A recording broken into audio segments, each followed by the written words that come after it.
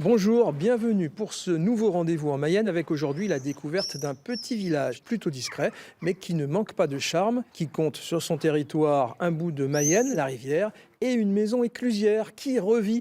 Autre particularité, c'est ici la plus jeune population du département.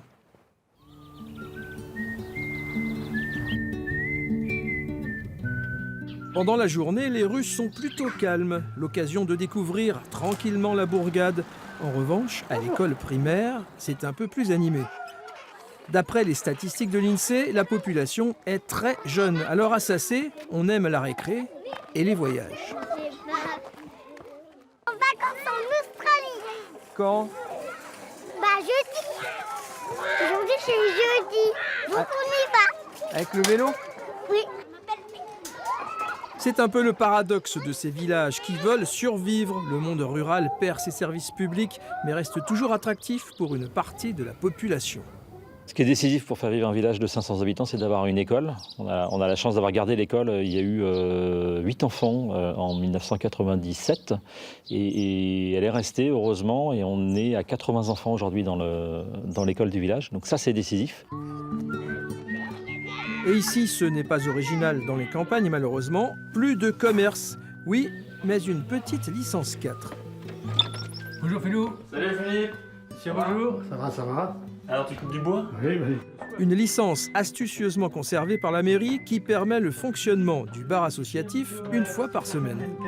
Moi je suis le président du bar, mais on a un bon groupe de bénévoles qui participent à l'ouverture du bar. Et donc chacun d'entre nous, on ouvre le bar dans l'année 3, 4, 5 fois.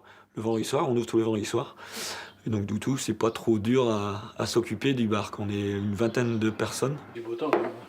Il a gelé ce matin, hein? Oui. On a redynamisé ça. Autant moi j'étais 18 ans dans le conseil municipal. C'était un village qui était mort, qui n'avait plus rien. On a recréé des associations. Il y a combien d'associations maintenant? 4, 5, je dirais. Ouais. Donc ça vit bien. On fait des manifestations sportives.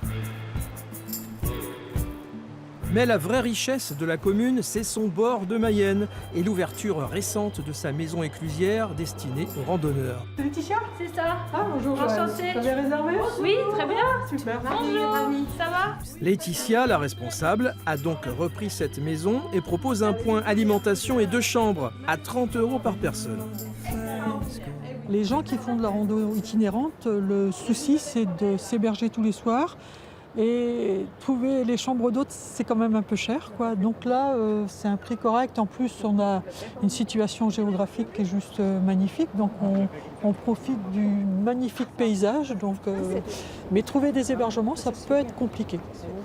Une maison éclusière réhabilitée par le conseil départemental pour un coût de 80 000 €. Elle date en effet du 19e siècle, car la rivière a toujours accompagné l'histoire du département.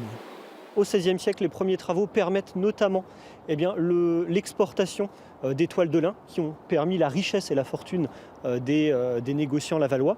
Mais en retour, on a pu faire venir également du vin de Loire, mais aussi d'autres matériaux, des matériaux de construction par exemple.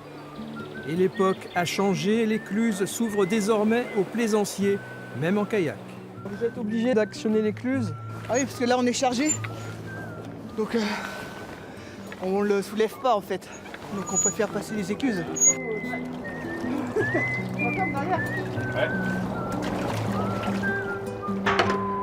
Voilà, et si vous venez vous balader sur ces 85 km que propose le chemin du halage, n'hésitez pas à venir faire un petit bonjour au refuge du halage. C'est à l'écluse du port à Sassé, en Mayenne.